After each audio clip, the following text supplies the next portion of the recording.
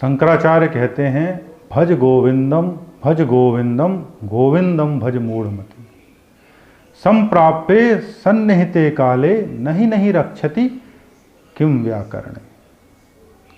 हे मोह से ग्रसित मनुष्य, तुम गोविंद को भजो, भज गोविंदम, गोविंद को भजो, और मृत्यु के अंतिम समय में ये व्याकरण आपकी रक्षा नहीं कर सकते।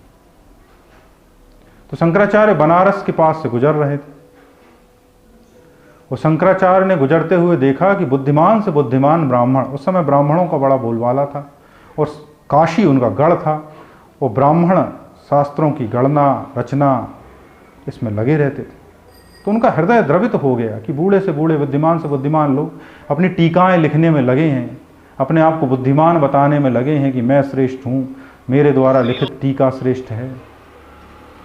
तो उनको देख के शंकराचार्य का हृदय भर आया और शंकराचार्य कहने लगे भज गोविंदम गोविंदम भज गोविंदम गोविंदम भज मूढ़मति।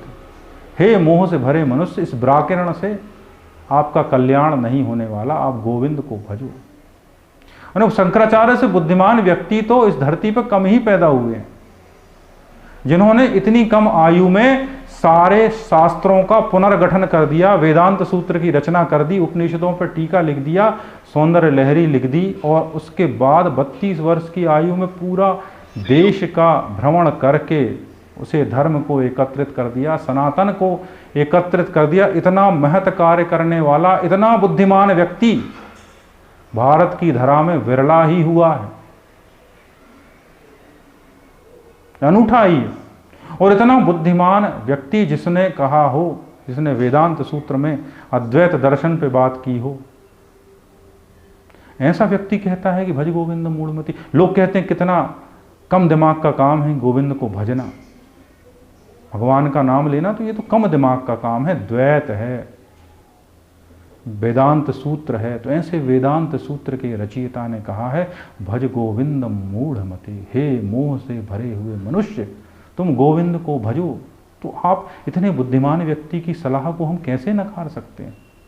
ऐसी सलाह जो मानव कल्याण के लिए हृदय द्रवित होने पर शंकराचार्य ने कही, तो शंकराचार्य ने कुछ सोच के ही कही होगी। आप और मैं इस सलाह को कैसे नकार सकते हैं? और जो श्रेष्ठ से श्रेष्ठ बुद्धिमान हुए हैं, श्रेष्ठ से श्रेष्ठ ज्ञानी हुए हैं, उन ज्ञानियों को भी एक सलाह है कि हे ज्ञानी व्यक्ति, तुम कहाँ उलझे हो? कैसा ज्ञान, कैसी सूचना, सूचना से केवल तुम एक छोर से दूसरे छोर पर भटकते फिरोगे। भज गोविंदम गोविंदम भज मूढ़मति।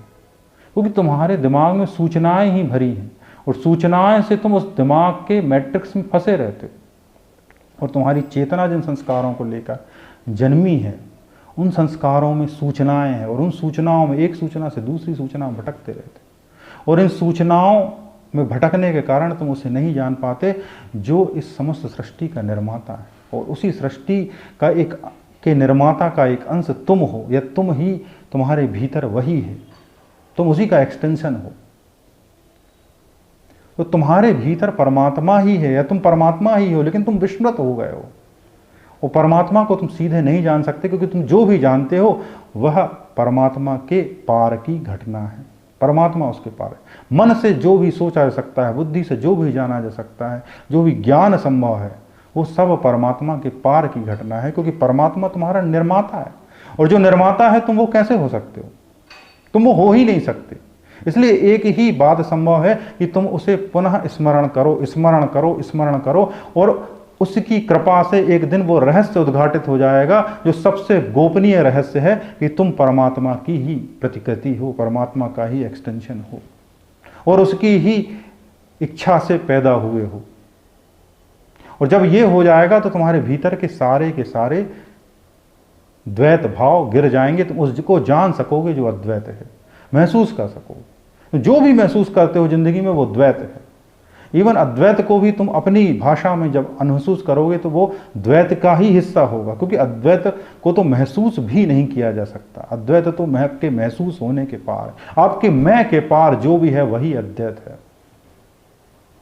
तो उसको कोई अभिव्यक्त नहीं कर सकता, उसको कोई बता नहीं सकता। उस तक पहुंचने का भी माध्यम है कि भज गोविंदम, क्योंकि जब अद्वैताचार्य ही कहता है कि भज गोविंदम भज गोविंदम, तो आप और मैं गोविंद को क्यों नहीं भजते हैं? और जितनी शीघ्रता से भजेंगे, यानी ईश्वर को याद करेंगे, कृष्ण का चिंतन करेंगे, उतनी शीघ्रता से आप कृष्ण को पा सकेंगे। तो कृष्ण कहते हैं मनमना मद भक्तो मध्याजी माम नमस्करो अहम तम पापे भिगो मोक्षस्यामी मां सुचा। जो मेरी शरण में आएगा मैं उसके समस्त पापों को नष्ट कर दूंगा, उसे मुक्ति प्रदान करूंगा।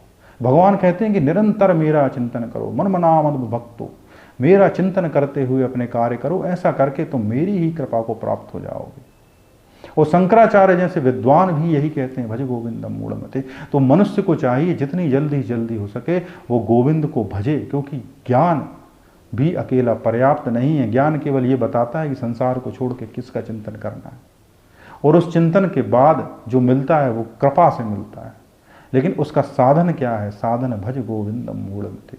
आशा करता हूँ कि आप शंकराचार्य की इस बात को समझने में सक्षम हैं और इस पर गौर करेंगे।